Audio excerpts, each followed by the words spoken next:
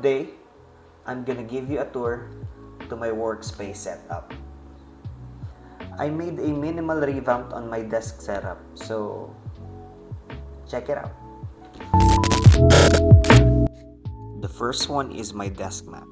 From black leather desk mat, I changed it to a gray one to achieve the minimalist vibe that I want. I bought it in Amazon for a very cheap price. You can look it up. The name is Kakoy Leather Desk Mat. The next is my power station. This is the same power station from my previous videos. Nothing special.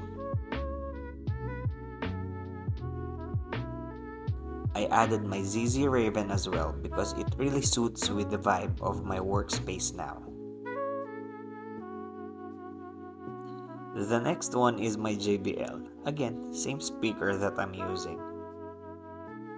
Of course, my Keychron K2.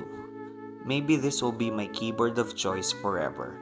I can't find a better keyboard than this one.